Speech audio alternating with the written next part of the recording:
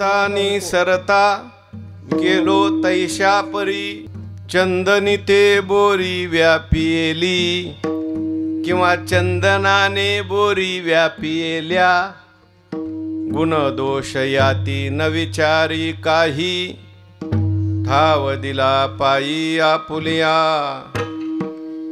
तुका म्हणे आले समर्थाचे मना, तुका म्हणे आले समर्थाचे मना, तरी होय राणा रंक त्याचा, गुण दोष याती न विचारी काही, ठाव दिला पायी आपुलिया. विठ्ठल विठ्ठल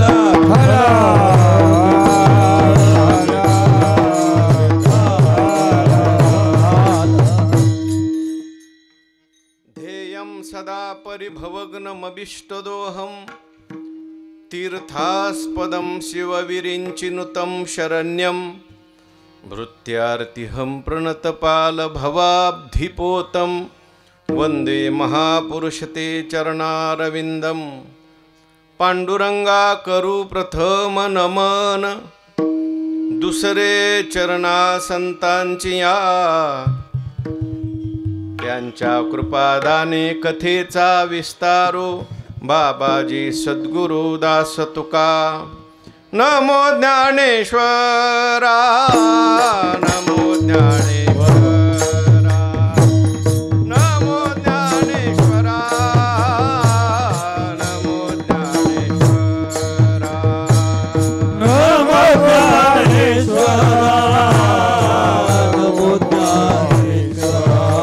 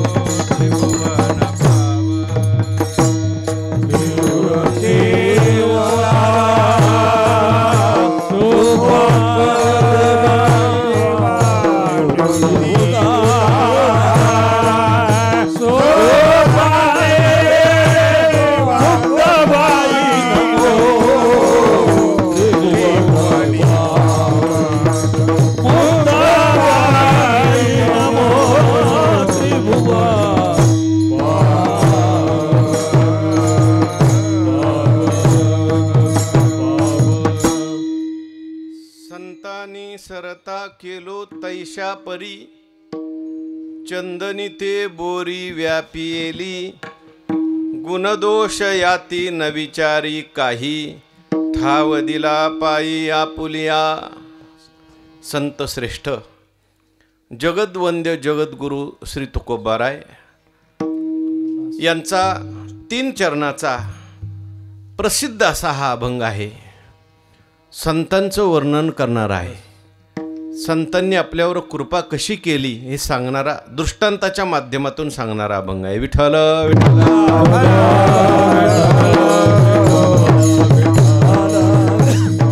संतांची जर कृपा झाली तर मनुष्याच्या जीवनात काय होणार नाही याचं उत्कृष्टरीत्या दृष्टांताद्वारे प्रतिपादन करणारा हा अभंग आहे. अभंगावर बोलण्यापूर्वी परिहार द्यायचा तो असा: भगवंताच्या कृपेने, सर्व साधू संतांच्या आशीर्वादाने,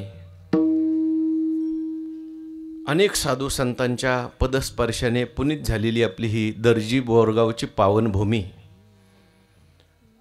परमपूज्य प्रातस्मरणीय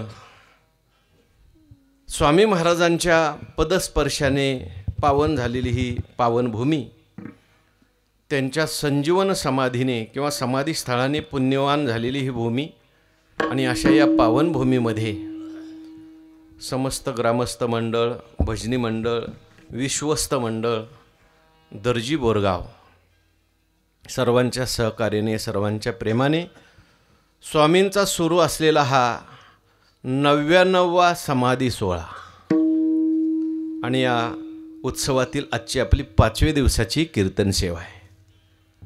सर्वांच्या वतीने विश्वस्तांच्या माध्यमातून आमचे आदरणीय हरिभक्तीपरायण गुरुजी आणि माऊली महाराज यांच्या माध्यमातून माझ्याकडे सेवा आलेली आहे. विठ्ठल विठ्ठल.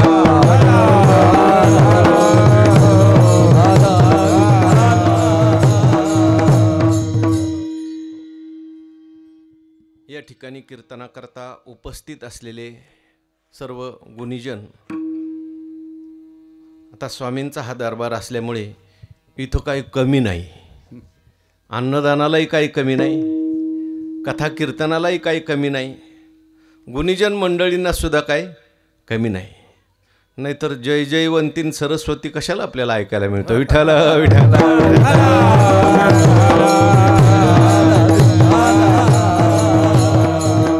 ज्यांना जय जयवंती माहिती आहे त्यांनाच कळेल. म्हणून या ठिकाणी उपस्थित असलेले मृदंगाचार्य, गायनाचार्य, सर्व वारकरी मंडळी, सर्वांना करता या ठिकाणी गावातून आलेली, काही परगावून आलेली सर्व ज्येष्ठ श्रेष्ठ श्रोते सज्जन, माता भगिनी, सर्वांच्या सहकार्याने, सर्वांच्या प्रेमाने आणि विशेष करून वैकुंठवासी परमपूज्य माधव शास्त्री महाराज यांच्या कृपाशीर्वादाने या ठिकाणी हा संपन्न होत असलेला सोहळा आणि या सोहळ्यातील 5व्या दिवसाची सेवा आहे. विठ्ठल विठ्ठल.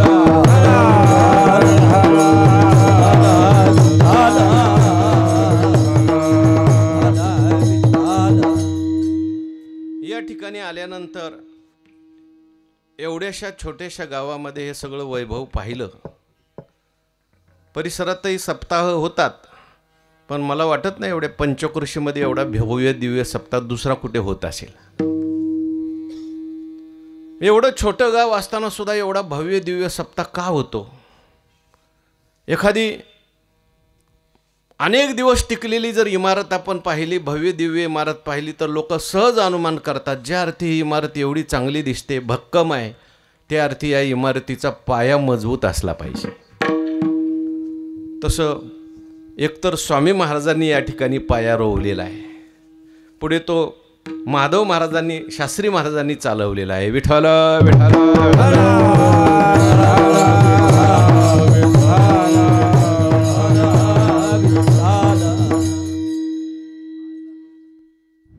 अभंग जो मी निवडलेला आहे त्या अभंगामध्ये संतांचं सामर्थ्य सांगितलेलं आहे. तुका म्हणे आले समर्थाचे मना.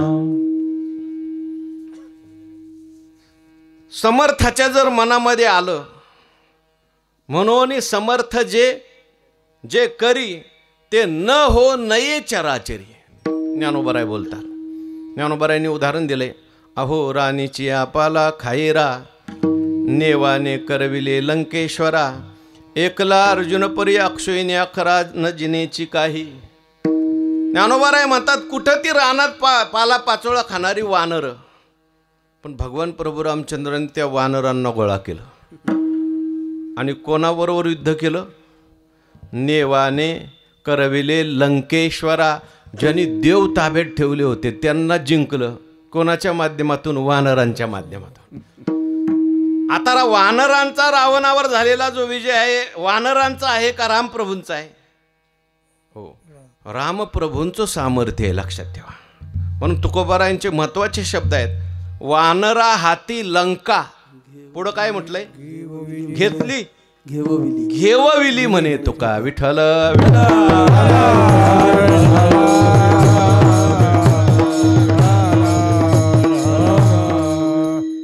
समर्थाच्या मनात आलं तर काय होऊ शकतं? कारण कर्तुम अकर्तुम अन्यथा कर्तुम सामर्थ्य असतं.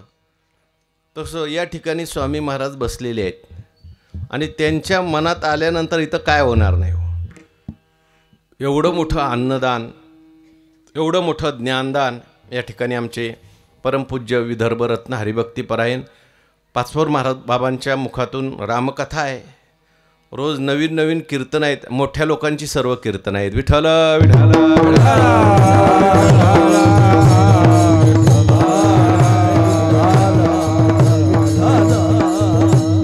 आपले सर्वांचे प्रयत्न आहेत, परंतु त्याचबरोबर इथे स्वामी महाराजांची कृपा आहे. याच ठिकाणी स्वामी महाराजांनी बसून अनेक चमत्कार केलेले आहेत, अनेक लीला केलेल्या आहेत आणि तेच सर्व आपल्याकडून करून घेत आहेत असे आपली भावना सर्वांची आहे. आणि म्हणून हा अभंग मी निवडलेला आहे की संतांच्या मनात आलं तर काय होत नाही. तुकोबारायांनी प्रस्तुत अभंगातून संतांच्या सहवासात प्राप्त झालेला अनुभव सांगितला. विठ्ठल विठ्ठल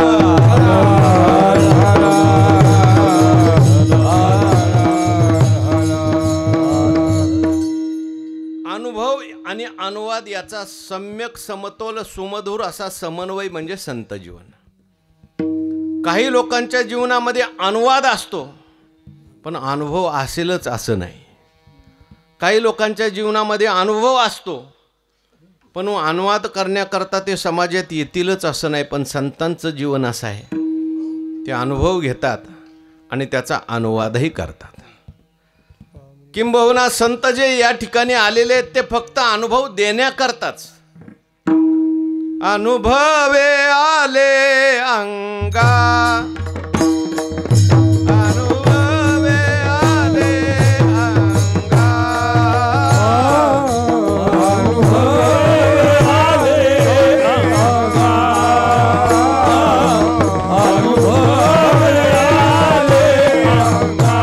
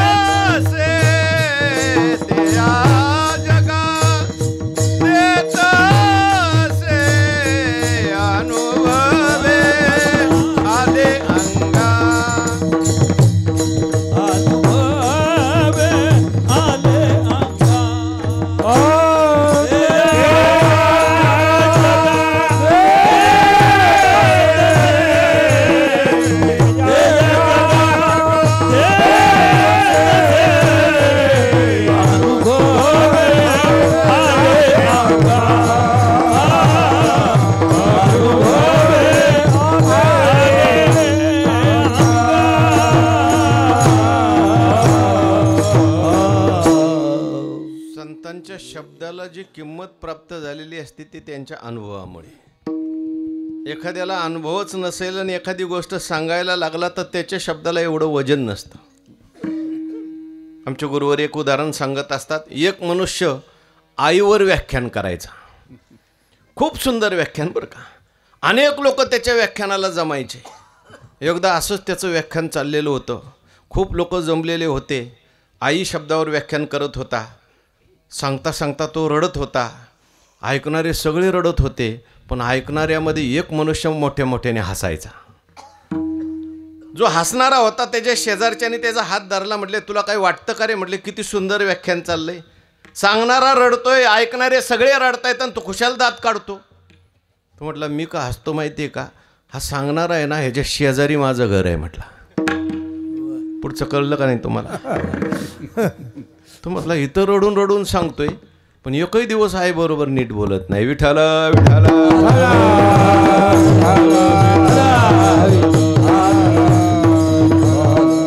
सांगी आण करी आण तेथे कैचे ब्रह्मज्ञान. म्हणून संतांच्या शब्दाला जो अनुभव प्राप्त झालेला आवजन प्राप्त झालेलं असतं त्यांच्या अनुभवामुळे. आणि आपल्याला आलेला अनुभव संत आवर्जून लोकांना सांगत असतात. का सांगतात? पहिली गोष्ट म्हणजे कृतज्ञता म्हणून सांगतात. आपल्याला एखाद्याच्या सहवासामध्ये जर चांगला अनुभव आला तर आपण कृतज्ञता म्हणून वारंवार तो सांगितला पाहिजे. संतांनी आपला उद्धार केला, आपण संतांचं नाव नेहमी घेतलं पाहिजे. नाही तर बऱ्याच वेळेला लोक कृतज्ञ नसतात, कृतघ्न असतात. ज्यांच्यामुळे आपलं चांगलं झालं त्याचं नाव कधी घेत नाहीत, उलट त्याची निंदा करतात. विठ्ठल विठ्ठल.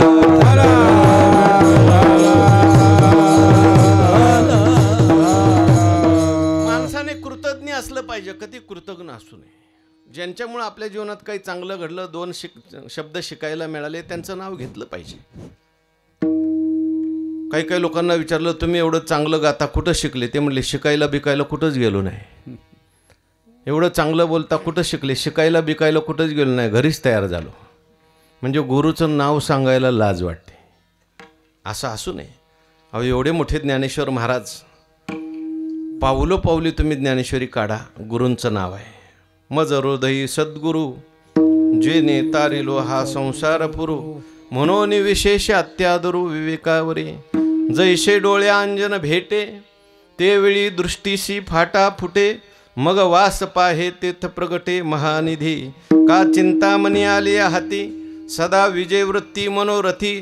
तैसा मी पूर्ण काम निवृत्ती, ज्ञानदेव म्हणे. विठ्ठल विठ्ठल.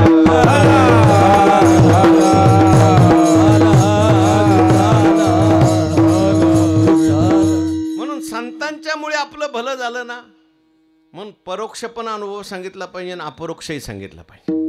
कधी कधी लोक तोंडावर म्हणतात तुमच्यामुळे आमचं चांगलं झालं, पण मागं म्हणतात आम्हाला काहीच यांची मदत झाली नाही. पण तुकोबाराय मात्र तसे नाही. तुकोबाराय तोंडावरही स्तुती करतात संतांची, मागेही करतात.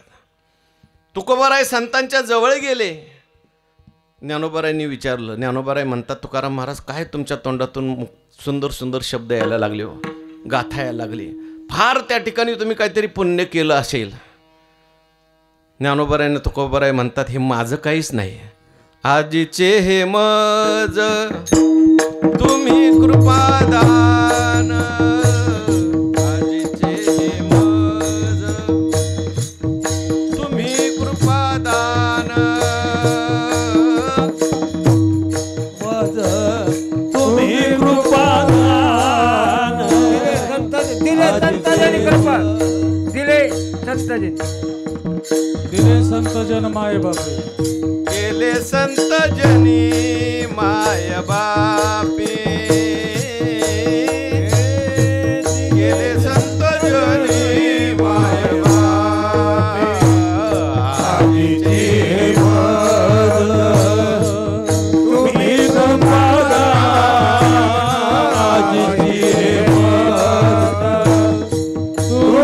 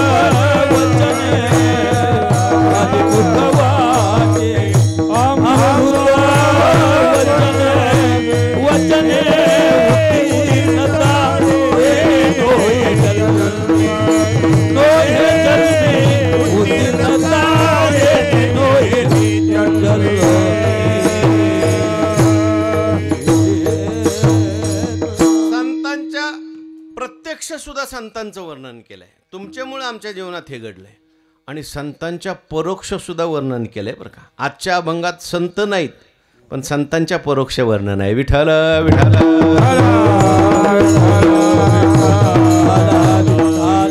का अनुभव सांगतात?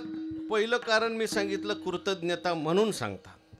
का संत अनुभव सांगतात? दुसरं कारण, त्यांचा अनुभव आपल्या उपयोगाचा आहे म्हणून सांगतात. का अनुभव सांगतात? तिसरं कारण, अनुभव त्यांना गप्प बसू देत नाही म्हणून सांगतात. विठ्ठल विठ्ठल.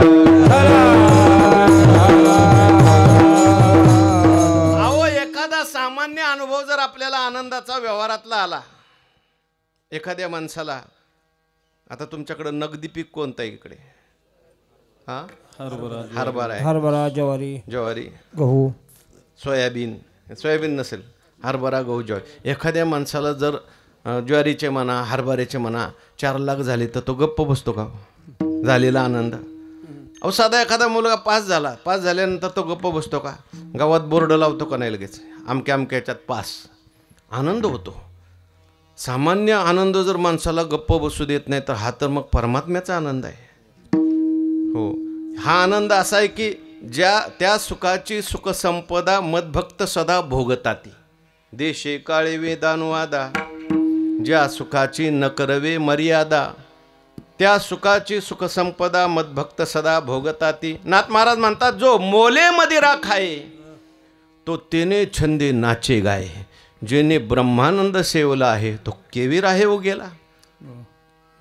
दीड दमडीची प्राशन केली तर त्याला सगळा स्वर्ग ठेंगणा होऊन जातो. आणि ज्याला ब्रह्मानंद प्राप्त झालेला आहे तो गप कसा बसेल? विठ्ठल विठ्ठल.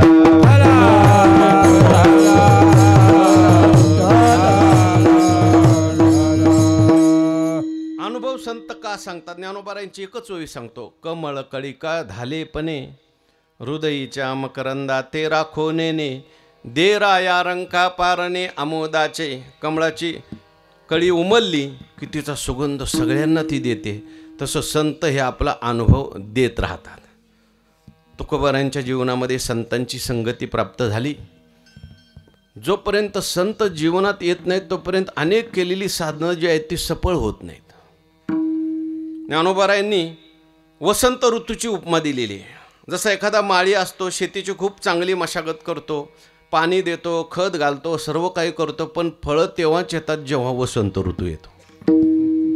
काय ओवी? का बन करू झाडेशी जीवेसाठी, पाडोने जीवे काढी आटी, फळेशी तेची भेटी जे वसंत पावे. त्याप्रमाणे ज्ञानोबाराय म्हणतात, संत एकदा का जीवनामध्ये आले की आपण केलेली सगळी साधना सफल व्हायला लागते. विठ्ठल विठ्ठल.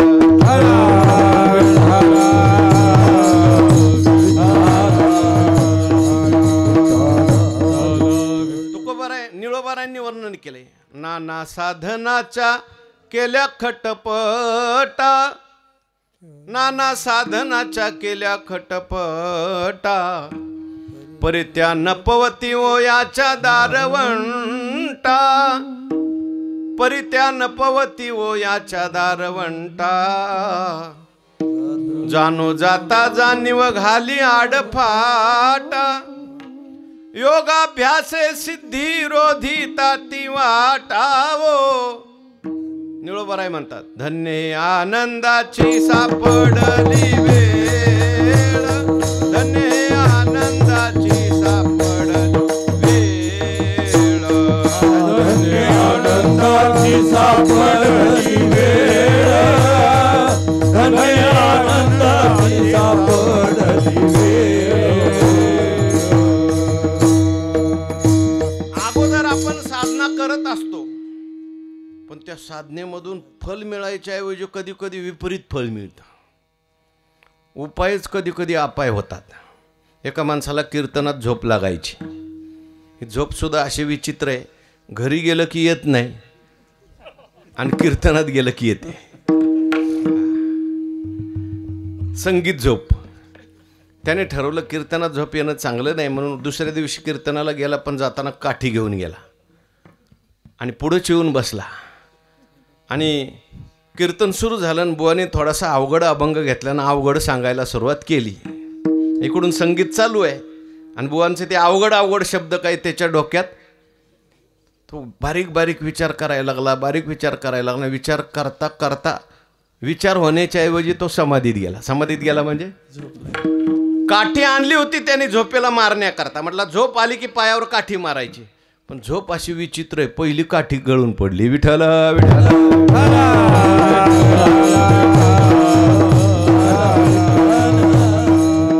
उपाय करायला जावं तर अपाय होतो.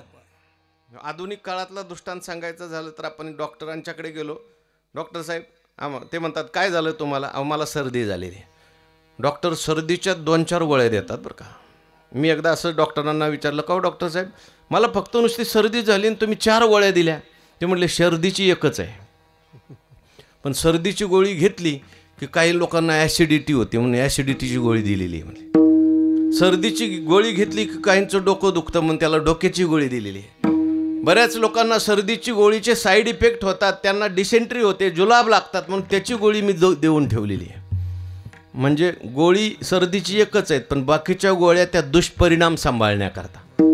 तसं काही लोकांना परमार्थाच्या गोळ्या घेतल्या की साईड इफेक्ट होतात. विठ्ठल विठ्ठल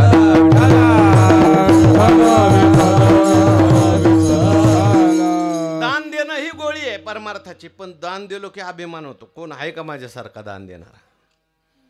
बरं, तेवढ्यावर थांबत नाही, दुसऱ्याला तो कमी लेखायला लागतो, म्हणजे साईड इफेक्ट झाला, दुष्परिणाम झाला. म्हणून आपल्या स्वतंत्र मताने आपण जोपर्यंत परमार्थ करतोय तोपर्यंत आनंद मिळेल सांगता येत नाही. पण तुकोबाराय म्हणतात, आम्ही संतांच्या सहवासात गेलो, संतांची भेट झाली आणि संतांनी मात्र आम्हाला सर्त केलं अभंगाचं पहिलं चरण. संताने सरता केलो तैसा परे, संताने सरता केलो तैसा परे, संताने सरता केलो तैसा परी, संताने सरता केलो तैसा परी, संताने सरता केलो तैसा परे, संताने सरता केलो तैसा परे, संताने सरता केलो तैसा परी, संताने सरता केलो चंदनाने बोरी व्यापनिया, चंदनाने बोरी व्यापनिया, गुणदूत जाते नवे चारे काये, गुणदूत जाते नवे चारे काये, चंदनाने बोरी व्यापियनी, चंदनाने व्यापिये, गुणदोष याती न विचारी काये, गुणदोष याती न विचारी संताने तरता केलो तैसा परे, चंदनाने बोरी व्यापिलिया, चंदनाने बोरी व्यापिलिया, चंदनाने बोरी व्यापिलिया, संताने सरता केलो तैसा परी, चंदनाने बोरी व्यापिये, चंदनाने बोरी व्यापिये, चंदनाने बोरी व्यापिये.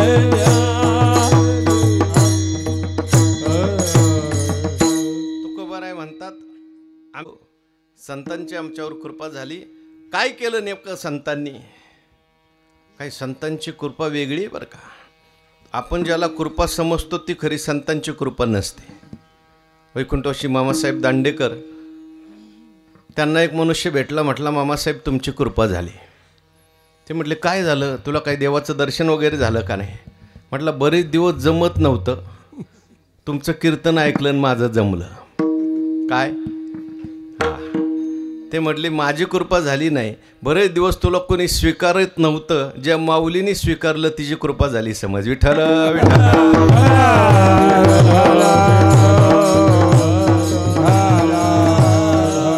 संतांची कृपा काय खरी आहे? तुकोबाराय म्हणतात, संतांनी सरता केलो तैशा परी, चंदनी ते बोरी व्यापियेली. संतांनी मला सर्त केलं. कशाप्रमाणे सर्त केलं?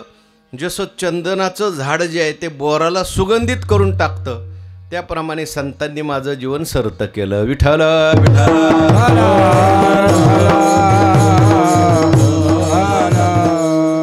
आता पहिला शब्द आलेला आहे संत. संत कोण? संतांनी सर्त केलं म्हणजे नेमकं काय केलं आणि संतांनी सर्त कसं केलं त्याच्याकरता चंदनाचं आणि बोरीचं उदाहरण द्यायची गरज काय पडली. पहिला शब्द संत कोण याच्यावर आपण नेहमी विचार ऐकतो. संत हा काही वेशावर अवलंबून नाही, संत काय देशावर अवलंबून नाही. संतांच्या लक्षणात जो बसला तो संत. स्त्री असू द्या, पुरुष असू द्या, लहान असू द्या, मोठा असू द्या, सुशिक्षित असू द्या, अशिक्षित असू द्या, ब्रह्मचारी असू द्या का ग्रस्त असू द्या.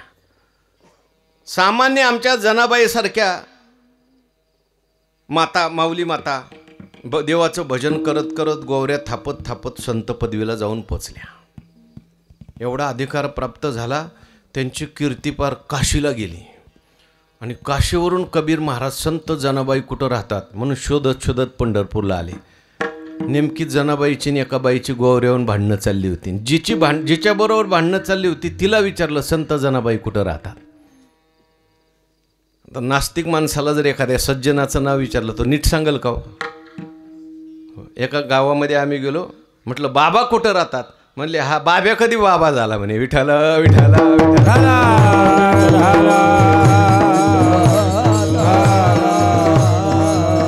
घडलेली घटना लहानपणी बरं का. एका गावामध्ये गेलो, आमच्या परिसरामध्ये त्या गावामध्ये बाबा राहत होते. आमच्या गावात यायचे कीर्तन प्रवचन करायचे. आम्ही त्या गावात गेलो, म्हटलं बाबा कुठं राहतात? ते म्हणले कोण बाबा? आम्ही बाबा बेबा को ओळखत नाही.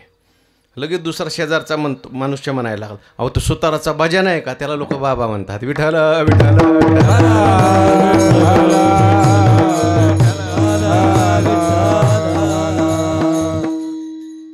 जनाबाईंच्याकडे कबीर महाराज आल्यानंतर त्या बाईला विचारलं. ती म्हणायला लागली ही भांडकुदळी जनी माझ्याबरोबर सकाळपासून भांडते, तुम्ही तिला संत म्हणता. कबीर महाराज सुद्धा चमकले ना. त्यांना वाटलं आपलं चुकलं का काय. जनाबाई जवळ गेले आणि जनाबाईला म्हणायला लागले, का हो जनाबाई तुम्हाला संत समजून मी भेटण्याकरता फार लांबून आलो. म्हटले काय झालं मग? पण तुम्ही तर सकाळपासून या बाईबरोबर भांडताय. जनाबाई म्हटल्या तुम्हाला कोणी सांगितलं संत झाल्यावर भांडायचं नसतं म्हणून. माझं भांडण काय रागद्वेषाने नाही, माझं भांडण तत्वा करताय. विठ्ठल विठ्ठल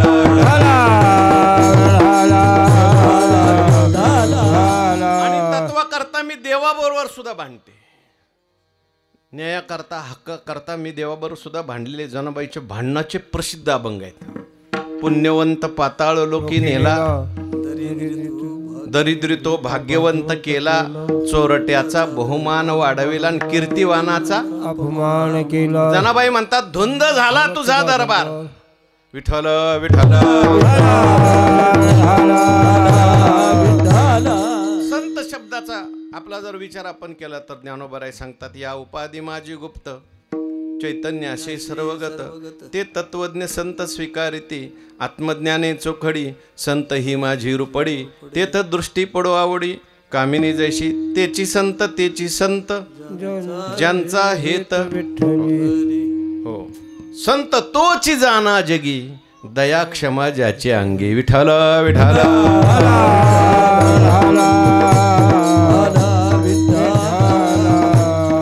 संतांनी आम्हाला सर्त केलं. आता हे सर्त केलं म्हणजे नेमकं काय?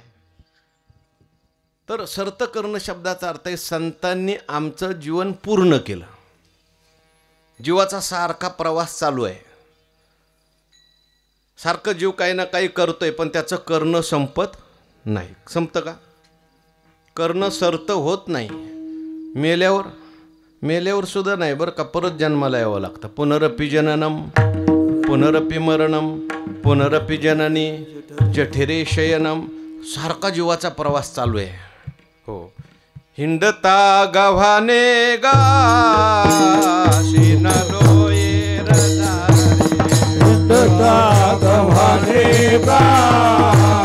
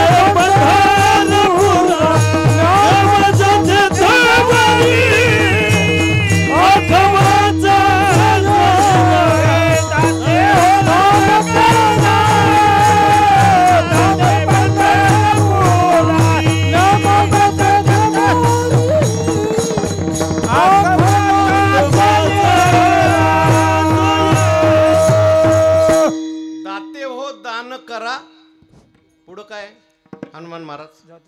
जाते पंढरपुरा, म्हणजे मी पंढरपूरला जाते, बरोबर आहे? तसा अर्थ नाही. मी पंढरपूरला जाते असा अर्थ नाही बरं का.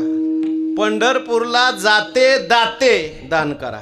म्हणजे पंढरपूरला तुम्ही जाणारे, तुम्ही दाते आहात, तुम्ही दान करा. विठ्ठल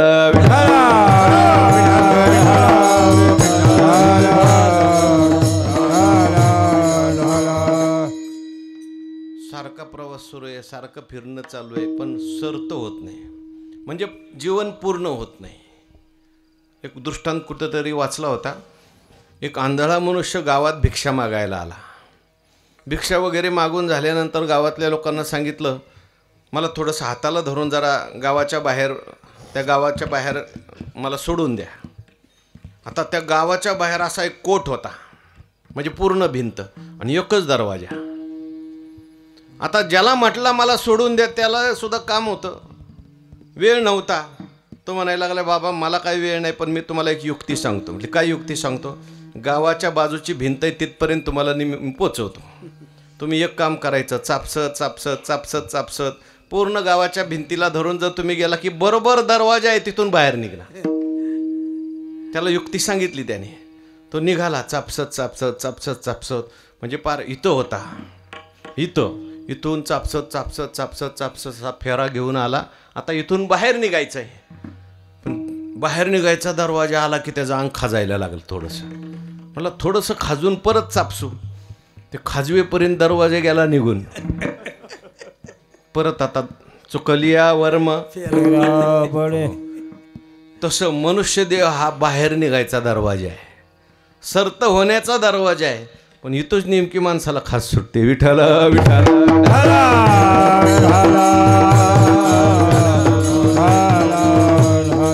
नको त्या गोष्टी करण्यामध्ये आयुष्य खर्च घालतो. पण तुकाराम महाराज म्हटले की आम्ही संतांच्या सहवासात आलो आणि आम्हाला संतांनी सर्त केलं, म्हणजे आमच्या जीवनाचा प्रवास पूर्ण केला, म्हणजे आम्हाला भगवत दर्शन करून दिलं. कारण सरते आले संत पाय, ठेवी ती मस्तकी, जिही उभय लोकी सरता केलो. संतांनी आम्हाला सर्त केलं, पण अजून आम्हाला नीट कळलं नाही. व सर्त केलं म्हणजे कसं सर्त केलं? चंदनी ते बोरे चंदन ते बोरी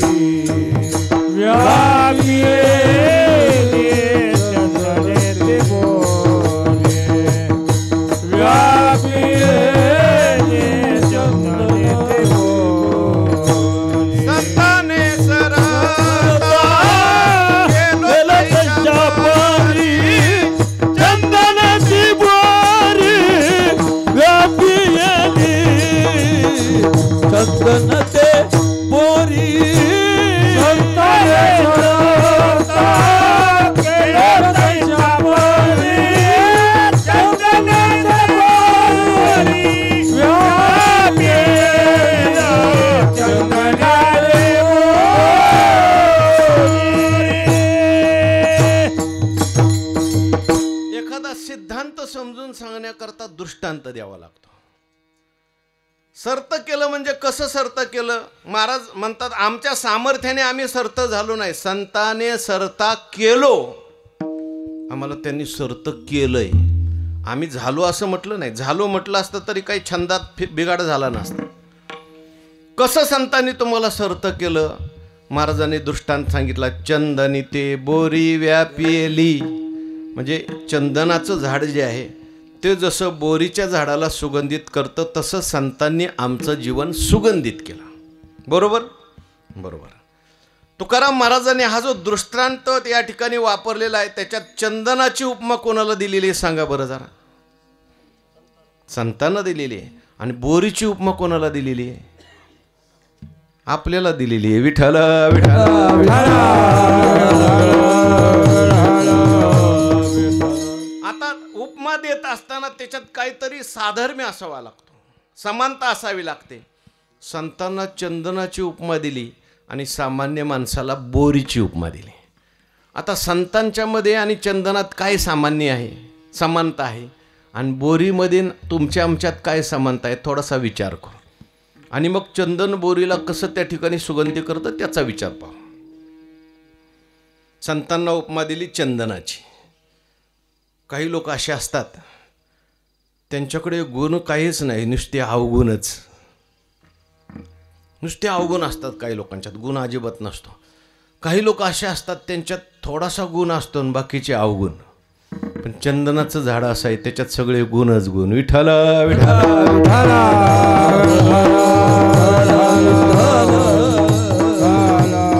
चंदनाचे हात पाय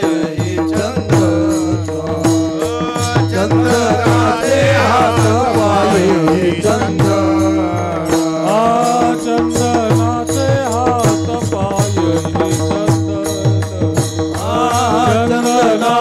हात पाय चंदनाचे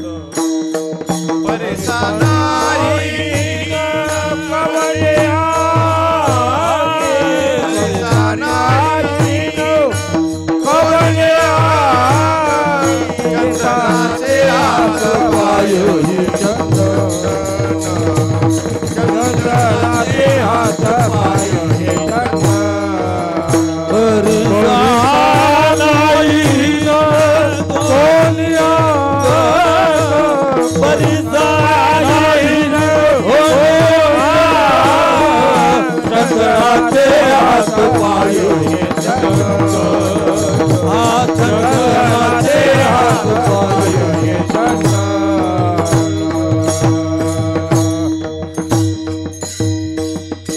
काही झाडं अशी असतात की त्यांची मुळं फायद्याची असतात, वरचा काहीच उपयोग नाही. काही झाडं असे असतात की त्यांचं खोड फायद्याचं असतं, मुळाचा काय उपयोग नाही, फांद्याचा पानाचा काय उपयोग नाही, फुलाचा काय उपयोग नाही. काही झाडं अशी असतात त्यांना फुलं आली की फायदा, काही झाडं अशी असतात की फळं आली की फायदा.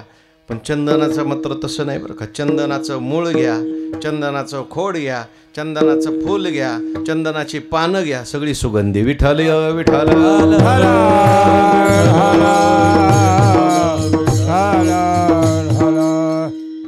तसं संतांचं सगळं जीवन सर्वांगी साखर अवघी गोड, परिसा नाही ही कोणी अंग. तसं संतांचं जीवन असतं. दुसरी महत्वाची गोष्ट, काही लोकांच्यात गुण असतात, ऐका, पण ते गुण दुसऱ्याला देण्याची त्यांची वृत्ती नसते. एखाद्याला जर म्हटलं ना तुम्ही एवढं सुंदर गाता, थोडंसं मला शिकवा ना, तो म्हणतो तुला शिकवायला मी शिकलोय का? म्हणजे तो शिकवायची त्याची तयारी नाही. इथं तसं कोणी नाही बरं का, तुम्ही इकडं तिकडे बघू नका. विठ्ठल विठ्ठल विठ्ठल सगळी शिकवणारीच माणसं आहे तिथं, देण्याची वृत्ती नाही. काही लोक असे असतात की त्यांना दुसऱ्याला गुण द्यावासा वाटतो, पण त्यांना देताच येत नाही. देण्याची पण कला आहे. विठ्ठल विठ्ठल विठ्ठल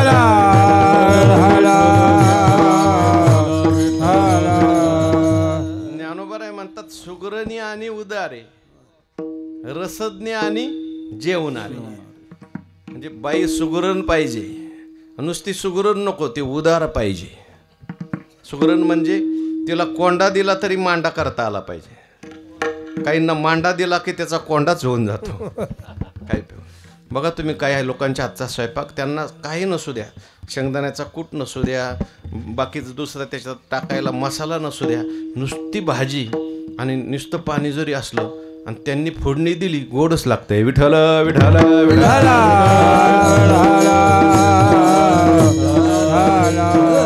बाई सुगरण पाहिजे, वाढणारी. म्हणजे तिकडं जशी वाढणारी सुगरण पाहिजे, तसं वक्ता जो आहे हा सुद्धा सुगरण पाहिजे आणि उदार पाहिजे. नाहीतर सुगरण आहे, सगळं पंचपक्वान्न केलं पण वाढूशी वाटत नाही, तसं चालत नाही. पण याहीपेक्षा महत्त्वाचं, जो घेणारा आहे तो रसज्ञ पाहिजे आणि जेवणारा पाहिजे. बाईने सुंदर असा स्वयंपाक केला आहे, पंचपक्वान्न तयार केली, ताटात वाढली, अनेक भाज्या, अनेक प्रकारच्या कोशिंबिऱ्या, अनेक प्रकारच्या भात, आणि त्याने जेवायला जो बसला त्याने सगळंच एकत्र केलं आणि खायला लागला. बाई म्हणाल कशाला एवढी मी मेहनत केली? म्हणजे रसज्ञ पाहिजे. विठ्ठल विठ्ठल विठ्ठल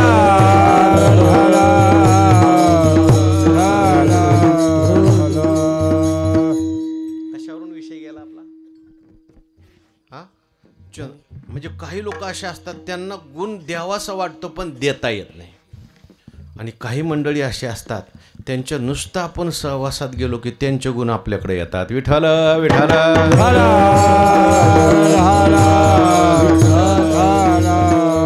त्यांना द्यावा लागत नाही. त्यापैकी चंदन आहे. चंदन असं आहे, चंदनाच्या नुसतं सहवासात एखादं झाड आलं, सहवासात जाऊ द्या. ज्ञानोबाराय म्हणतात चंदनाच्या झाडावरून आलेला वारा. ज्ञानोबारांचे शब्द ऐका. चंदनाचे न्यांगा निळे शिवतले निंब होते जे जवळे, ते निर्जीवी ही देवाची निढळे बैसका केली. चंदनाचे अंगा निळे म्हणजे चंदनाहून आलेला वारा तो लिंबाच्या झाडावर गेला आणि त्या लिंबाला सुद्धा सुगंधीपणा आला. एका माणसाला चंदन भेटला नाही म्हणून त्याने लिंबाची पानं तोडली आणि देवाच्या डोक्यावर नेऊन वाहिली. लिंब जो डोक्यावर देवाच्या गेला त्याला कारण चंदनाच्या झाडावरून आलेला वारा. विठ्ठल विठ्ठल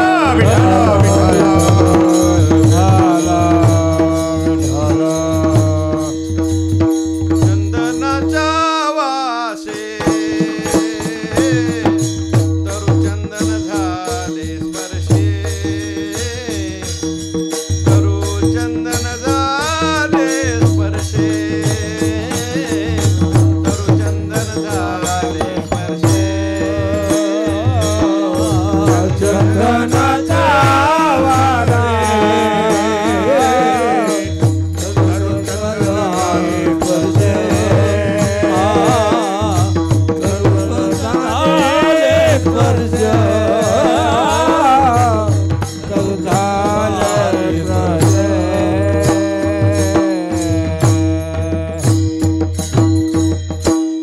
चंदन घ्यायला जर आपण गेलो, आपल्याकडे कमी आहे पण त्या म्हैसूर भागामध्ये चंदन जास्त मिळतं. त्यांना जर म्हटलं का चंदनाचं खोड आहे किती रुपये, ते म्हणतात चंदनाचं 1,00,000 रुपये. मग स्वस्त नाही का म्हटले, त्याच्या शेजारी ठेवलेलं हे 50,000चं आहे, त्याच्या शेजारी ठेवलं हे 25,000चं आहे. दिसायला सारखीच खोड आहेत. मग एकाचा भाव 1,00,000, दुसऱ्याचा 50 आणि एकाचा 25 का म्हटली? हा प्युअर चंदन आहे. दुसरा आंबा आहे म्हटले चंदना शेजारचा, आणि तिसरा चंदना शेजारचा लिंब आहे. विठ्ठल विठ्ठल विठ्ठल. बरेच लिंब पण ते चंदनाच्या सहवासात आले. आपण सगळे तसं पाहायला गेलं तर लिंबच आहे, पण स्वामी म्हणजे चंदन आहेत. विठ्ठल विठ्ठल.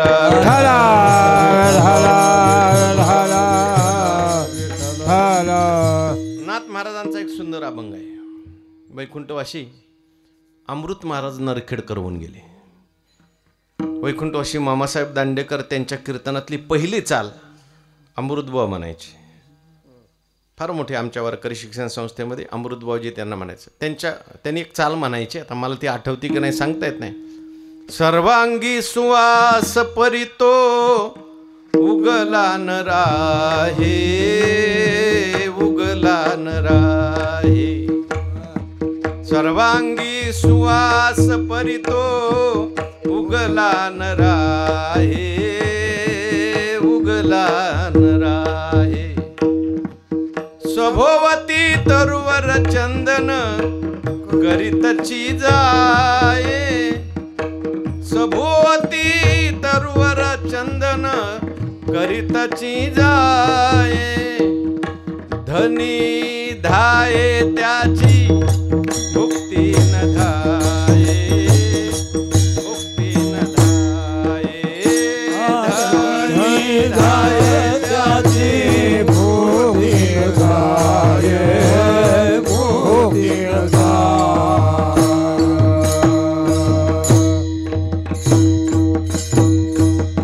बरेचसे चंदनाच्या सहवासात आली झाडं आणि त्यांचं जीवन सुगंधित झालं. पहिला गुण चंदनाचा सुगंधित करतो. दुसरा गुण चंदनाचा आहे, किती जरी तापलेलं तेल असलं त्याच्यात एक थेंब प्युअर चंदन जर टाकला तर ते तेल थंड करतो, चंदन शीतल करणार आहे. आणि तिसरा गुण जो आहे तो चंदन जगाकरता झिजणार आहे. विठ्ठल विठ्ठल.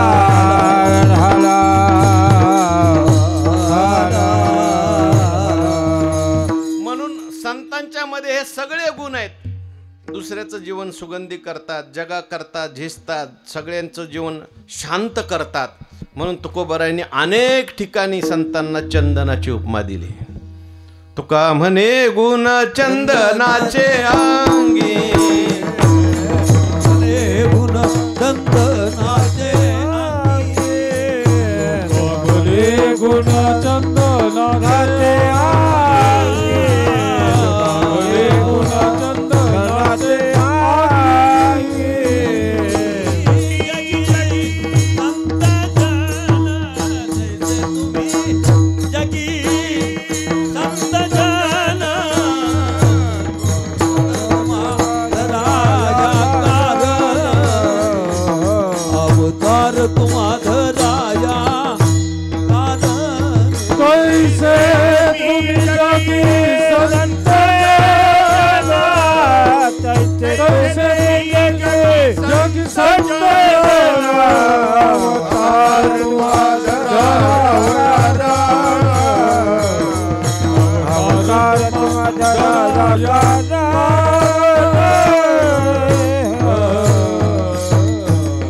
संतांना कशाची उपमा दिली बोला जरा, सगळ्यांनी बोला. चंदनाची उपमा दिली, कारण संतांच्या मध्ये आणि चंदनामध्ये साम्य आपण पाहिलं. आता तुम्हाला आम्हाला कशाची उपमा दिली? बोरीची उपमा दिली. बोरीतून आपल्यात काय साम्य आहे हो? आहे का काय साम्य? बोरीच्या झाडातून आपल्यात म्हणजे सामान्य माणसात बरंचसं साम्य आहे. ज्ञानोबारायांनी ज्ञानेश्वरीमध्ये ज्ञानेश्वर महाराजांच्या काही आवडीची झाडं आहेत आणि काही नावडीची झाडं आहेत. काही आवडीचे पक्षी आहेत, काही नावडीचे पक्षी आहेत. काही आवडीच्या वस्तू आहेत, प्राणी, नावडीचे प्राणी. विठ्ठल विठ्ठल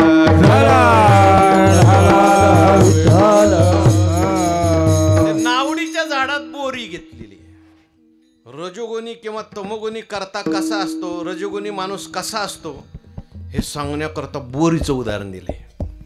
ऐका, ज्ञानोबाराय बोलतात, गोवी गेलिया जवळी, झगटलिया अंग फाळी, फळे तरी आतू पोळी, बोराठी जैसी.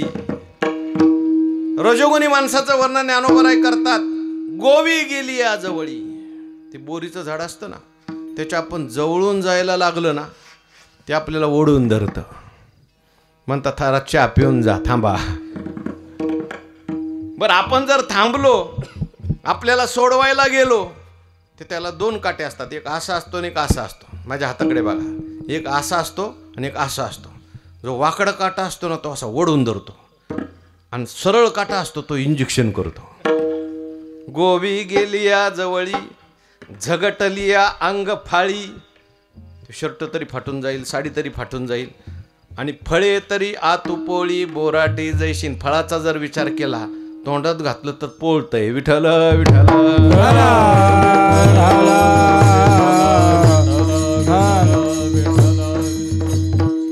तसा रजोगुणी मनुष्य, तमोगुणी मनुष्य, त्याला दोन काट. एक काटा ममतेचा आणि एक काटा अहंतेचा. ममतेचा काटा ओढून धरतो आणि अहंकाराचा काटा सारखा टोचत राहतो. मराठीत एक म्हण आहे, धरलं तर पळतंय, धरलं तर नाही, धरलं तर चावतंय, आणि सोडलं तर धरावं का सोडावं हेच कळत नाही. म्हणजे रजोगुणी तमोगुणी माणसांचं अशी वृत्ती असते. त्याला लांबही करता येत नाही आणि जवळही आणता येत नाही. विठ्ठल विठ्ठल विठ्ठल.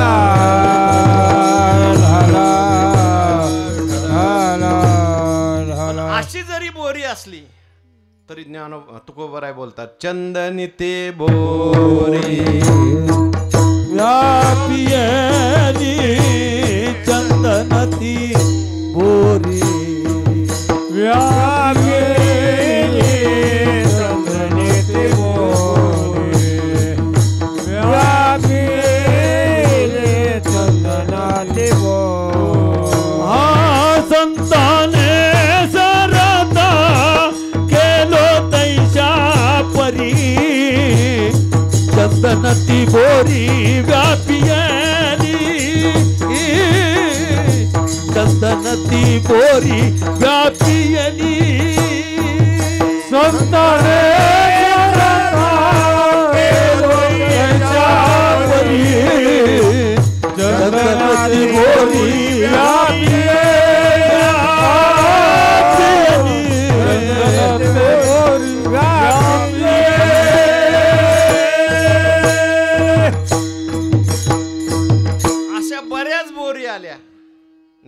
ज्ञानोबारायांच्या जीवनात, तुकोबारायांच्या जीवनात, स्वामी महाराजांच्या जीवनात ज्या विसोबा खेचरांनी ज्ञानोबारायांना मांडे भाजण्याकरता मडकं मिळू दिलं नाही, मडकं आणण्याकरता आमच्या मुक्ताबाई गेल्या तर विसोबा खेचर काय म्हटले माहिती आहे का? संन्याशाची पोरं आणि खाण्याची चोचले करता तुम्हाला काय चांगलं खाण्याचा अधिकार आहे? आता ही जरी संन्याशाची मुलं झालेली असली, जरी उपेक्षित असले, तर प्रत्येकाला काय खावंसं वाटतं ना. आमचे जोग महाराज होते, ते खडीसाखर आणि लोणी खायचे. एक म्हणायला लागला, का हो तुम्ही साधू ना? म्हटले हो. मग तुम्ही खुशाल लोणी खाता आणि खडीसाखर खाता. जोग महाराज म्हटले, काय मी म्हशीचं आंबवण खाऊ का? म्हणजे मला तू साधू म्हणशील. विठ्ठल विठ्ठल विठ्ठल.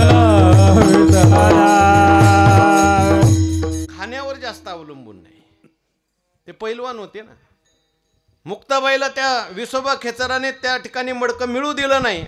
कुंभाराला सांगितलं, तुझ्यावर माझं कर्ज आहे आणि ह्या पोरांना जर मडकं दिलं ना तर आजच्या आज माझं कर्ज द्यायचं. तर बिचारा घाबरला. पण त्या कुंभाराने नाही म्हटलं, पण त्या कुंभारणीने बघितलं आणि मागच्या दरवाजाने मडकं नेऊन दिलं. तेजस्वी मुलं आहेत, आपलं काम आहे यांचं पोषण करणं. घेऊन चालली मुक्ताबाई आनंदाने. तर तेवढ्यात विसोबा खेचर आला आणि म्हटलं, कुणी मडकं दिलं तुला? मडकं हातातलं हिसकावून घेतलं आणि आपटून टाकलं. नाही दिलं मडकं महाराज. शेवटी त्या ठिकाणी मुक्ताबाई घरी गेल्या रडत रडत. आपल्याला पुढचा इतिहास माहिती आहे. ज्ञानोबाराय म्हटले, अजिबात काळजी करायची गरज नाही, मडक्याची आपल्याला गरजच नाही. ज्ञानोबाराय वनवे झाले आणि मुक्ताबाईंनी मांडे कशावर भाजले? ज्ञानोबारायांच्या पाठीवर. आणि त्याचा सुगंध त्या विसोबाला गेला. कुठं? गावात. म्हटलं, मांड्याचा वास कस काय यायला लागला? ते वास काढत आला ना तो सिद्धपीठात. आणि मग वर चढला खिडकीमध्ये पाहतोय तर त्या ठिकाणी मांडे तयार झालेले आहेत. आणि मांडे तयार झाल्यानंतर वरून बघायला लागला.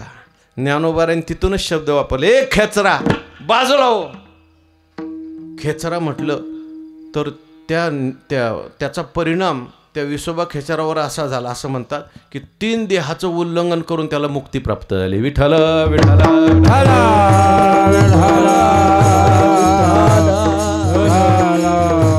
नामदेव महाराजांचे गुरु होण्याचा अधिकार प्राप्त करून दिला. बोरीच आहेत पण चंदनी ते बोरी व्यापिली. पण तुकाराम महाराजांना हा दृष्टांत थोडा कमी वाटला. कारण दृष्टांत जो असतो ना तो कधीच पूर्ण नसतो. चंदन जो आहे तो बोरीला सुगंधी करतो पण चंदन करत नाही. का करतो?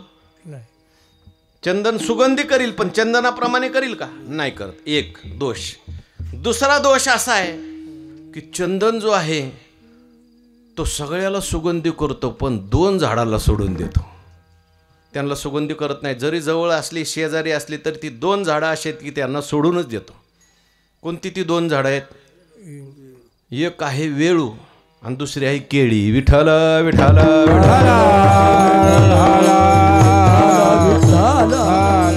तुका म्हणे वेळू चंदना सांगते, वेळू चंदना सांगते, वेळू चंदना सांगते, वेळू चंदना सांगते. आयते असती जवळीके, आयते असती जवळीके, आयते असती जवळीके. वेळू जरी जवळ असला तरी सुद्धा त्याला चंदन सुगंधी करत नाही. एकाने मला विचारलं, का बरं त्याला चंदन सुगंधी करत नाही? म्हटलं, त्याचं नावच आहे वेळू. त्या वेळूला काय म्हणतात? दुसरं एक नाव आहे बघा, बांबू म्हणतात. तो बांबू आहे, त्याला वितीवर गाठी आहेत म्हणून असे बरेच बांबू चंदना सहवासात असतात. ते सुगंधी नाही झाले. विठ्ठल विठ्ठल विठ्ठल.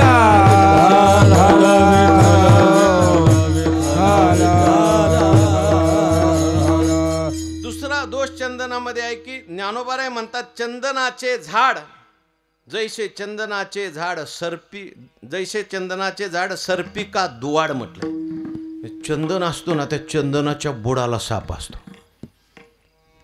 बरेच चंदन बघा तुम्ही, तिथं जायला आपण गेलो चंदन म्हणून आपण जवळ जातो पण पहिल्यांदा सापाला बाजूला काढावं लागतं. विठ्ठल विठ्ठल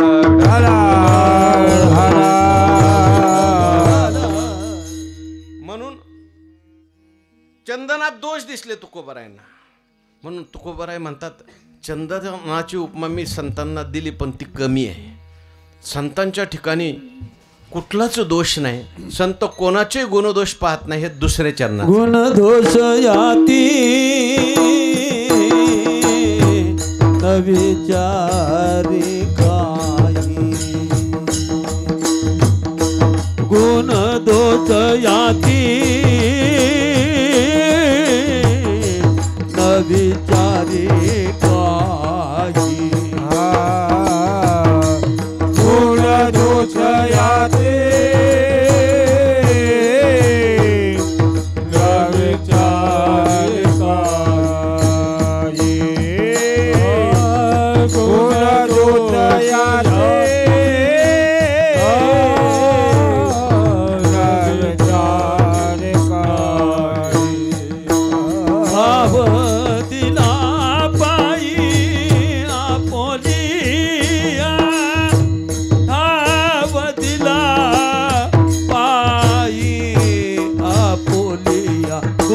दोष याती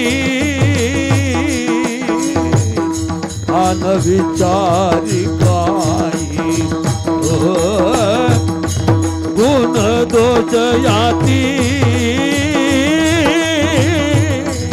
न विचारी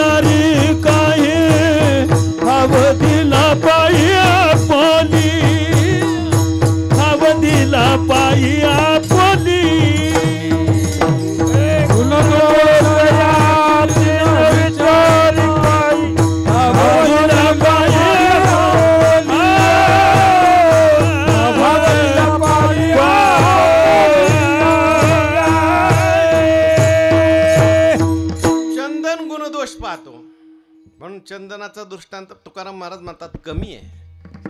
ज्ञानोबारायांची जर पद्धत तुम्ही पाहिले ना, ज्ञानेश्वर महाराज चढते दृष्टांत देतात. चढते एक दृष्टांत झाला का दुसरा, दुसरा झाला का तिसरा, तिसरा झाला का चौथा. आणि जेव्हा ज्ञानोबाराय म्हणतील किंबहुना तेव्हा समजायचं ज्ञानोबारायांचे दृष्टांत संपले. चढते दृष्टांत म्हणजे पहिल्यात काहीतरी कमी असतो म्हणून दुसरा दृष्टांत असतो. म्हणून तुकोबाराय म्हणतात संतांच्या मध्ये मात्र हा सुद्धा दोष नाही. संत कोणाचा गुणदोष पाहत नाहीत. सामान्य मनुष्य जो असतो तो गुण पाहत नाही पण तो दोष पाहतो. दुर्जन मनुष्य काय पाहतो, नुसते दोषच बघत असतो. काही लोक दोष नाही बघत पण ते गुण बघून माणसाला जवळ करतात. पण संतांचं मात्र तसं नाही. संत गुणही पाहत नाहीत, दोषही पाहत नाहीत आणि जातही पाहत नाही. विठ्ठल विठ्ठल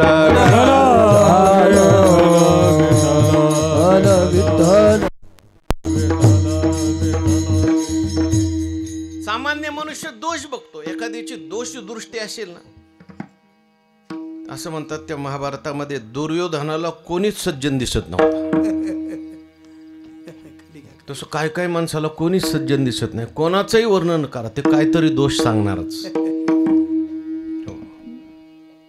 म्हणून दोषदृष्टी त्याच्या अंतःकरणात. एक मनुष्य, आमच्या गुरुवारी सांगत असतात पाठात, एक मनुष्य कधी रामायण ऐकायला न जाणारा नास्तिक, आणि गावात रामकथा होती आणि तो ऐकायला गेला. गावातल्या लोकांना वाटलं कधी न जाणारा नास्तिक मनुष्य ऐकायला आला, आपण शेवटच्या दिवशी याचा सत्कार करायचा. म्हणून सगळ्या लोकांनी त्याचा सत्कार केला आणि त्याला सांगितलं 7 दिवस तुम्ही रामायण ऐकलं म्हणून आम्ही तुमचा सत्कार केला. 7 दिवस तुम्ही रामायण ऐकलं, त्या रामायणातून तुम्ही काय घेतलं एकाच वाक्यात सांगायचं. आता दोषदृष्टीने ऐकलं होतं बरं का, दोषदृष्टीने ऐकलं होतं. तो माईकवर गेला आणि म्हणायला लागला 7 दिवसामध्ये रामायणात मला हेच कळलं. म्हणजे काय कळलं? दुसऱ्याची बायको चोरून आणायची आणि मेली तर द्यायची नाही म्हटलं. दुसऱ्याची बायको चोरून आणायची, मेलं तरी द्यायची नाही. म्हणजे दोष दृष्टीने घेतलं.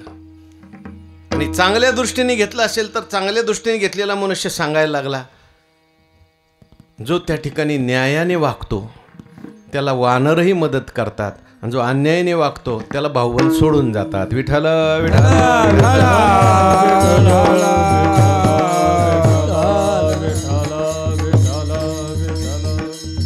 संत दोष बघत नाहीत. काय असतं? प्रेम असलं तर माणसाला दोष दिसत नाही, आणि प्रेम नसलं तर माणसाला गुण दिसत नाही. माझं बोलणं कळलं का तुम्हाला? व्यक्तीत गुणदोष कमी असतात, प्रेमात गुणदोष असतात. ज्या व्यक्तीविषयी आपल्या अंतःकरणात प्रेम आहे त्याने किती वाईट करू द्या, चुकू द्या, मनुष्य काय म्हणतो? होतच असतं, चुकतच असतं. मनुष्य हा चुकीचा पुतळा आहे, समजायचं प्रेम आहे. आणि प्रेम नसेल ना, किती चांगलं करू द्या, मनुष्य काहीतरी दोष काढणारच. विठ्ठल विठ्ठल विठ्ठल. संतांचं सर्वांच्या विषयी प्रेम असतं. ज्ञानोबराय बोलतात, पूजोनी देव पाहिजे, पेरोनी शेता जाईजे, तोषोनी प्रसाद घेजे अतिथीचा, तैसे पुढीलांचे दोष आपुल्या दृष्टी चोख, करुणी घाली अवलोक तयावरी. संत असे असतात, दोषी जरी मनुष्य असला त्यातले दोष बाजूला करतात, त्यातले गुण पाहतात आणि त्याच्याकडे बघतात. विठ्ठल विठ्ठल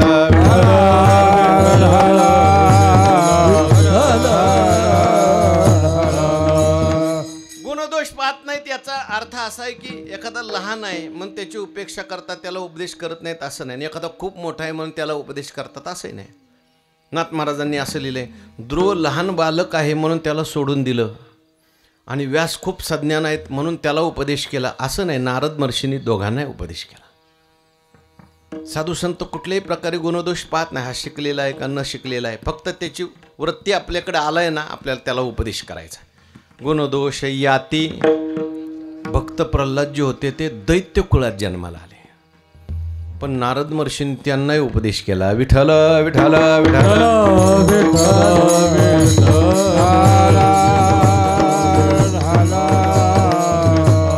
पाहे याती कुळाचा विचार,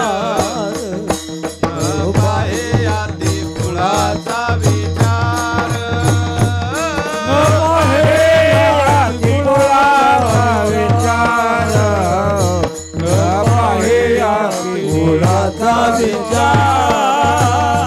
भक्त करुणा विचार,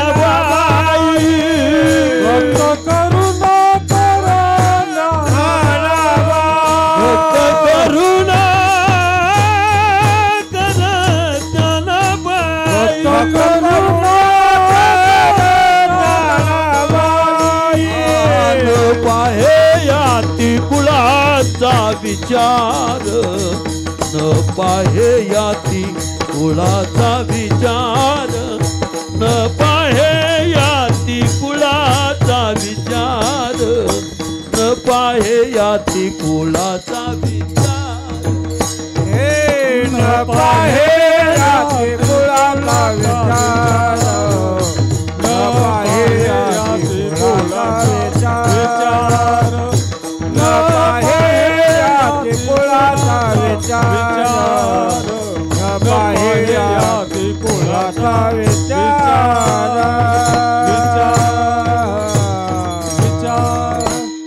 ज्ञानोबरायांनी गुणदोष पाहिले नाहीत, कुळाचा विचार पाहिला नाही, जातीचा विचार पाहिला नाही, रेड्याचाही उद्धार करून टाकला. रामायणात आता आपल्याला ऐकायला मिळेल, शबरी नावाची भिल्ल जातीत जन्माला आलेली मुलगी. लहानपणीच लग्न ठरलं आणि त्या लग्नाकरता ते बकरी आणलेली होती. त्या शबरी त्याच्याबरोबर खेळायची. एक दिवशी खेळता खेळता एवढी दंग झाली की ती जेवायचंही विसरली. आता लहान मुलं असतात, खेळण्यात विसरून जातात. आई म्हटली, शबरी काय खेळायचं आहे ते आजच्या दिवस खेळून घे, उद्या काही हे बकरी राहणार नाहीत म्हटली. शबरी म्हटली, कुठं जाणार आहेत? म्हटली, उद्या तुझं लग्न आहे आणि हे सगळे बकरे तुझ्या लग्नाकरता आणलेले ते सगळे कोणाच्या पोटात जाणार आहे? मोठ्या बकऱ्यांच्या पोटात जाणार आहे. लहानशा शबरीला वाटलं माझ्या लग्नाकरता जर हे होणार असेल तर आपल्याला लग्नच करायचं नाही. आईला सांगितलं माझ्या लग्नाकरता ह्यांना कापायचं नाही. वडिलांना सांगायला गेली. वडील म्हणायला लागले मला आली कशाने तू शिकवायला. कधी कधी लहान मुलांना कळतं ते मोठ्या माणसांना कळत नाही. तुझ्या आतापर्यंत मी लग्न एवढी खाल्ली, त्यातून उत्तीर्ण होण्याकरता तुझ्या लग्नात हे मला करावंच लागणार आहे. काही काही रूढी परंपरा फार विचित्र आहे.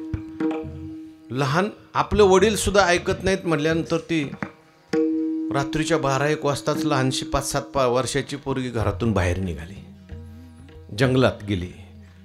बघा, चांगल्या कार्याकरता जो बाहेर निघतो ना, देव त्याची व्यवस्था करतो. आश्रमात आली बरोबर. लहानपणी आपलं रात्रीची सेवा करायची. तिला असं वाटलं आता ह्या लोकांना सुद्धा आपलं चालतंय की नाही म्हणून रात्रीची सेवा करायची आणि दिवसा झाडावर जाऊन झोपायची. दुसऱ्या दिवशी त्या साधूंनी पाहिलं, मातंग नावाचे ऋषी होते. ते म्हटले आपले शिष्य कधीपासून सुधारले. झाडू मारायला लागले, सेवा करायला लागले. कोण सेवा करतंय शिष्यांना विचारलं. शिष्य म्हणले आम्ही नाही करत, दुसरंच कोणतरी करतंय. रात्रीचे जागे राहिले आणि पाहिलं तर रात्रीच्या 12 वाजता एक बाईक ती मुलगी आली खाली आणि झाडू मारायला लागली. कोण आहेस तू म्हटलं की हात जोडले. म्हटले मी भिल्ल जातीतली आहे. मग अशी लपून सेवा का करते. म्हणजे तुमच्या लोकांना आवडणार नाही म्हणून मी लपून सेवा करते. त्यांनी सांगितलं तशी काय करायची गरज नाही. तुझा भाव चांगला आहे ना, त्याच्या बाकीच्याचे काही घेणं नाही. कुळ जातीवरनं हे आगवेचे अप्रमाण. भक्ती पाहिजे. आणि परिणाम असा झाला, इतकी सेवा तिने केली. शेवटी ऋषी जायला लागले. जात असताना ऋषींनी सगळ्या शिष्यांना बोलवलं. आता उद्या मी समाधी घेणार आहे, कोणाला काय काय पाहिजे. काही आले म्हणले आमच्या नावावर मठ करून द्या. त्यांना ऋषी नको पाहिजे असतो, मठ पाहिजे असतो. विठ्ठल विठ्ठल विठ्ठल. काय म्हणायला लागले तुमचे ग्रंथ द्या, काय म्हणायला लागले अमुक द्या तमुक द्या. शबरीला विचारलं बाई तुला काय पाहिजे. ते म्हणले मला काहीच पाहिजे नको, तुमची सेवा मिळाली ना हेच मला भरपूर झालो, काहीच नको. म्हटली शबरी काय तुझा शुद्ध भाव आहे का, तुला कशा करता सेवा करावी हेही कळत नाही. ती म्हटली मला मोक्ष माहिती नाही, मला स्वर्ग माहिती नाही, मला फक्त तुमची सेवा माहिती आहे. ऋषींनी सांगितलं तुला जरी कळत नसलं तरी मी तुला आश्वासन देतो, प्रभू रामचंद्र जेव्हा दंडकारण्यात येतील दुसरीकडे कुठंच जाणार नाही, पहिलं तुला दर्शन देतील, तुझा उद्धार करतील. आणि त्याप्रमाणे घडलं. त्याला कारण काय, गुणदोष याती न विचारी काही साधन नसताना सुद्धा, एखादा अनाधिकारी असताना सुद्धा, दोषी असताना सुद्धा त्याचा उद्धार करणं सोपं नाही. संत हे करू शकतात. त्याला कारण काय, त्याचं कारण शेवटच्या चरणाचं आहे. तुका म्हणे आले समर्थाचे मना, तुका म्हणे आले समर्थाचे मना, तुका म्हणे समर्थाचे मना, तुका म्हणे समर्थाचे मना, तुका म्हणे आले समर्थाचे मना, तुका म्हणे आले समर्थाचे मना, हा तुका म्हणे आले समर्थाचे मना, तुका म्हणे आले आले समर्थाचे मना.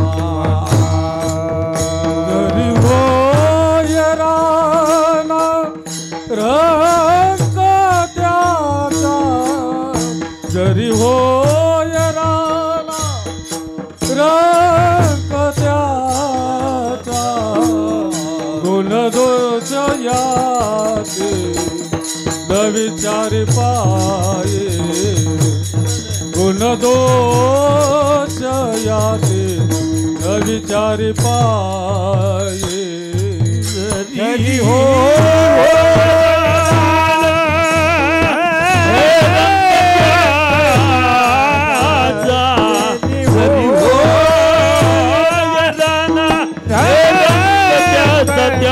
त्याचा गुण दोष याती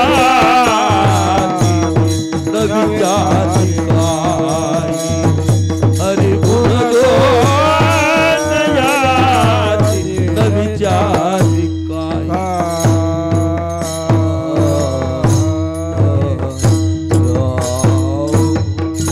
तुका म्हणे आले समर्थाचे मना. समर्थाच्या मनात यावं लागतं आणि त्यांच्या जर मनात आलं तर तरी होय राणा रंक त्याचा. समर्थाच्या मनात आलं ना तर रंक जो असतो तो राजा होतो आणि त्यांच्या मनात आलं तर राजाचाही रंक व्हायला वेळ लागत. तसं पाहायला गेलं तर जीव मूळचा राजा आहे पण रंक झालेला आहे. पण संतांची जर कृपा झाली तर पुन्हा हा रंकाचा राजा होतो. विठ्ठल विठ्ठल.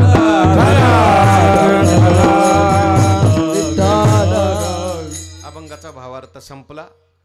सगळ्यांनी नीट बसा, हाताने टाळी वाजवा, मुखाने भगवंताचं नामस्मरण करा. 10 मिनिटात सेवा संपवतो. विठोबा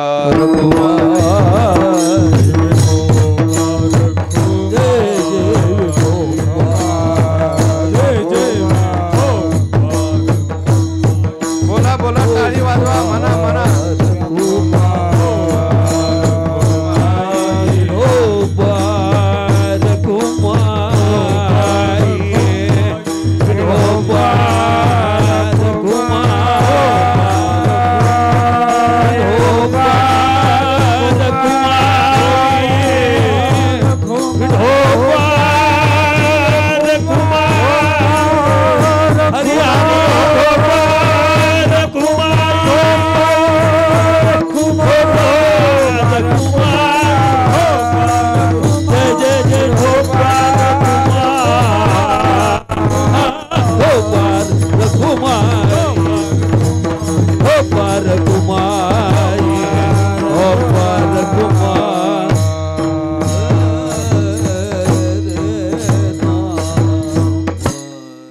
वाजवणाऱ्यांनी वाजवण्यात काही कसर केलेली मला वाटत नाही बरं का. बरं, टाळकऱ्यांनी म्हणण्यामध्ये काही कसर केली असं मला वाटत नाही. बरं, मी सुद्धा सांगण्यात काही कसर ठेवली असं काही मला वाटत नाही. पण एवढं असताना सुद्धा तुमच्या मुखातून अजून विठ्ठल विठ्ठल भजन आलेलं नाही. म्हणून तुम्ही थोडी कसर केल्यासारखं वाटतंय. म्हणून सगळ्यांनी परत टाळी वाजवायची. विठ्ठल विठ्ठल आवाज. मला मागचं सगळं दिसतंय बरं का. नुसती तोंड सुद्धा हलत नाहीत. असं करू नका. विठ्ठल विठ्ठल विठ्ठल विठ्ठल.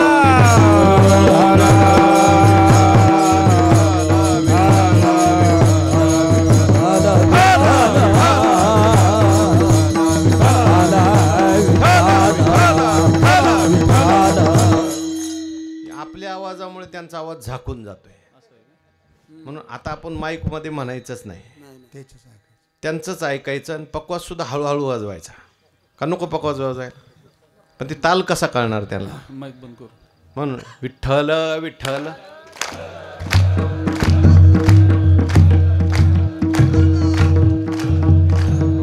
मागचा कुठं आवाज येतोय? आता फक्त महिला मंडळ. विठ्ठल विठ्ठल विठ्ठल विठ्ठल विठ्ठल विठ्ठल विठ्ठल विठ्ठल. आहे बरं का, त्यांचा आवाज चांगला आहे, सुंदर आहे.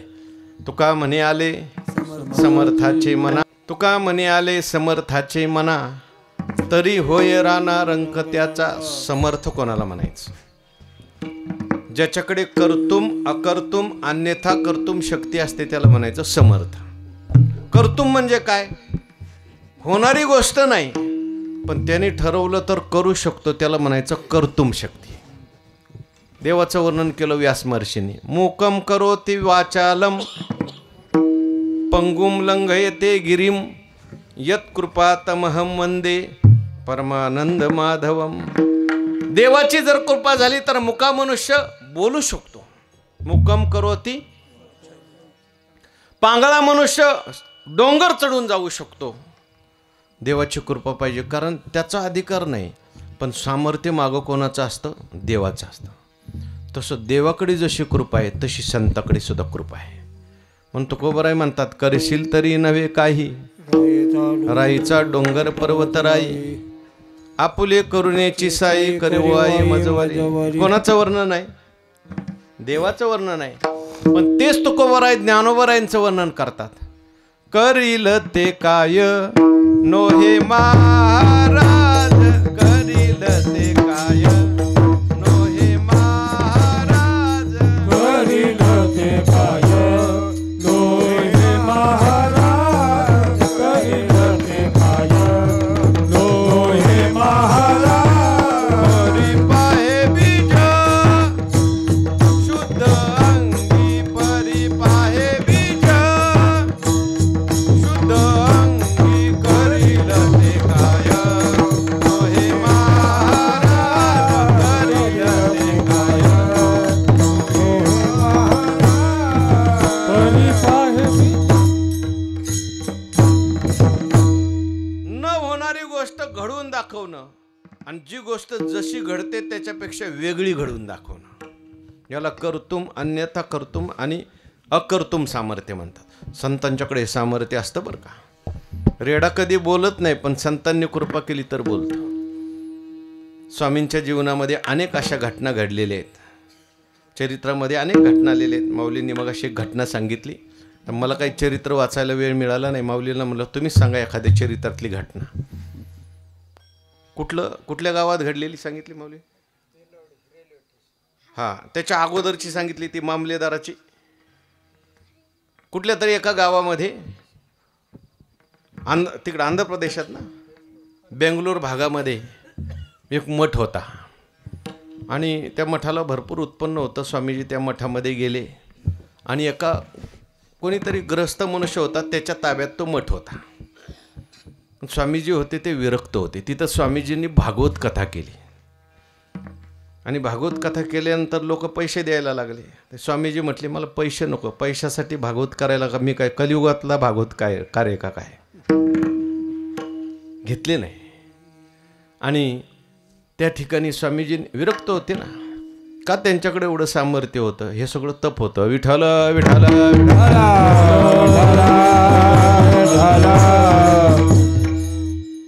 पण त्यांना एक खटकायचं की हा जो मठ आहे, एवढं मोठं उत्पन्न या मठाला आहे, या विरक्त माणसाच्या ताब्यात पाहिजे. म्हणून ते मामलेदाराकडे गेले आणि त्या मामलेदाराची पत्नी वारलेली होती म्हणतात.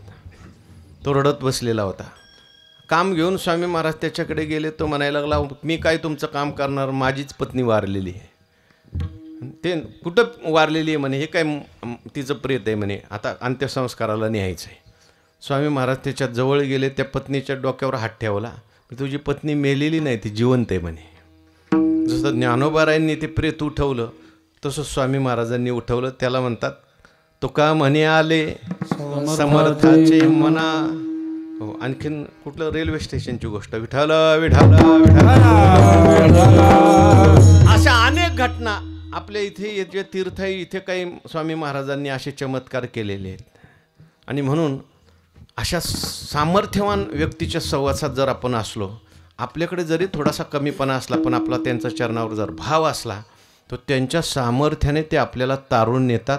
संताने सरता केलो तैशा परी, चंदनी ते बोरी व्यापिली, गुणदोष याती न विचारी काही, ठाव दिला पायी आपुलिया.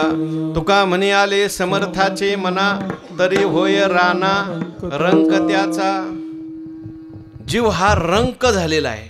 विषयाच्या दारात भीक मागतो, मला आनंद मिळेल, मला सुख मिळेल. पण संतांच्या सहवासात गेलं तर ज्ञानोबाराय म्हणतात काया मने वाचा, जो सेवक होईल याचा तो स्वानंद साम्राज्याचा चक्रवर्ती करेल. तो आनंदाचा राजा होतो. कदाचित त्याला व्यवहारात भाकरी खायला नसेल, पण आनंदाला काही कमी पडणार नाही. विठ्ठल विठ्ठल विठ्ठल.